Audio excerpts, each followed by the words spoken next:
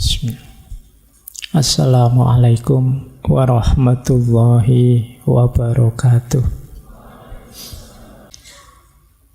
Ada yang keempat, yaitu mystical quest. Mystical quest itu yang suka tasawuf-tasawuf, perjalanan spiritual menuju Tuhan, makom demi makom, ahwal dari Allah dan lain sebagainya. Ini pengalaman spiritual.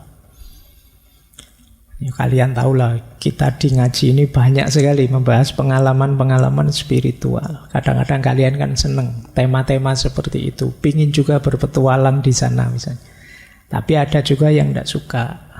Nah, mungkin di sini banyak yang mystical quest, membaca, suka Maulana Jalaluddin Rumi, Ibnu Arabi, suka dengan Sunan Kalijogo, suka dengan... Nah, ini mystical quest, seneng mencari pengalaman mistik berhubungan langsung dengan Tuhan. Ya, meskipun banyak juga yang hanya seneng mendengar dan membacanya saja, tapi belum jalan. Kalau ini masih belum. Mystical quest itu ya memang jalan, kalian tirakatan beneran. Kalian ya melakukan amalan-amalan mencari pengalaman mistik sendiri. Ini mystical quest. Yang keenam, reasoned inquiry. Reasoned inquiry itu senang memahami agama secara rasional, mengejar makna-makna intelektualnya. Baca buku, diskusi, kajian, dialog, debat, dan lain sebagainya. Ini namanya reasoned inquiry. Ingin tahu makna rasionalnya, ingin tahu rasionalisasinya. Ini gaya keenam.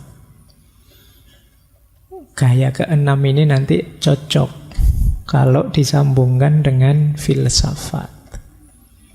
Gaya kelima lumayan. Gaya yang lain juga bisa, cuma yang paling kuat kan di gaya keenam.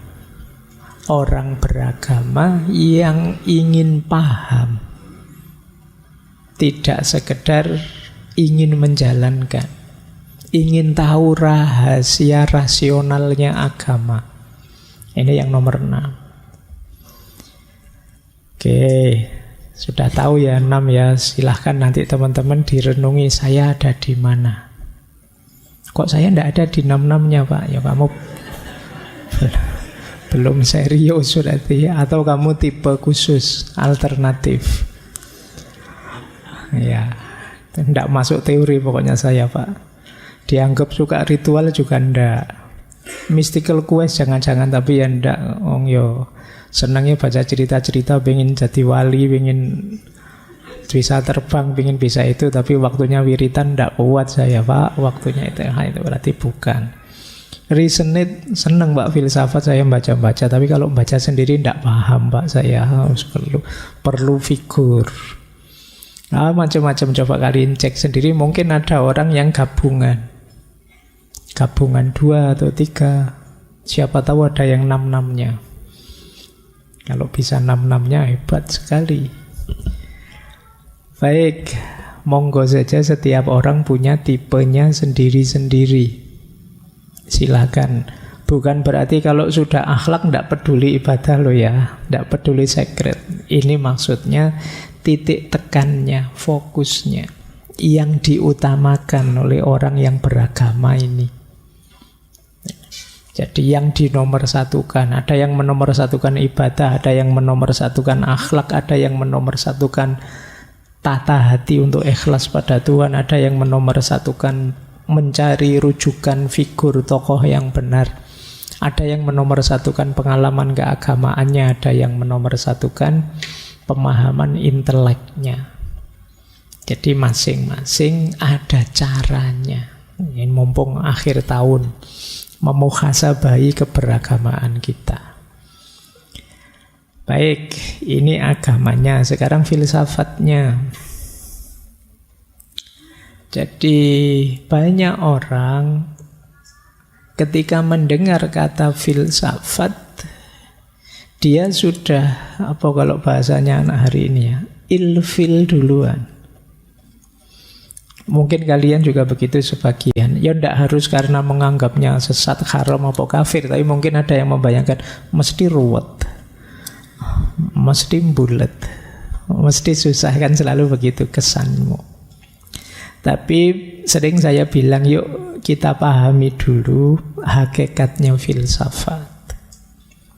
Filsafat itu bisa satu inquiry, satu pencarian, bisa juga satu set of mind atau set of belief, bisa juga satu akademik disiplin, satu ilmu, satu kajian. Jadi ini ayo dibedakan biar tidak dicampur. Kalau sebagai inquiry, pencarian, itu yang saya bilang filsafat sebagai proses. Disinilah yang sering saya sebut kita dituntut untuk mendaya gunakan akal budi kita untuk berpikir. Jargonnya dari mitos ke logos, menuju filosofia, cinta kebijaksanaan. Ini namanya an inquiry, filsafat sebagai satu pencarian kebenaran, pencarian kebijaksanaan. Kalau di makna yang pertama ini, ya semua orang pastinya meskipun tidak sadar atau tidak ngaku, pasti berfilsafat. Tidak ada yang tidak. Begitu orang itu memikirkan hidupnya, dia sedang berfilsafat. Hidup yang baik itu yang kayak gimana ya? Hidup yang benar itu yang kayak gimana ya? Begitu kalian berpikir begitu, kalian sedang berfilsafat. Meskipun nanti ketemunya, oh menurut saya yang paling pas hidup itu ya patuh saja 100% pada tuntunannya Allah misalnya. Ini sejenis penemuan kebenaranmu. Orang lain menyimpulkannya bisa berbeda. Jadi ini yang sering saya sebut filsafat sebagai proses. Yang ini ya setiap orang pasti melakukannya sadar atau tidak. Ya lebih enak sadar, jadi terarah. Meskipun kalau misalnya kalian tidak senang dengan kata filsafat, ya monggo saja kamu pakai istilah berpikir kah, merenung kah, berefleksi kah, kontemplasi, monggo saja. Yang kalian cocok. Jadi makanya dulu di pertemuan awal saya sebut orang tidak suka filsafat, tidak masalah, tapi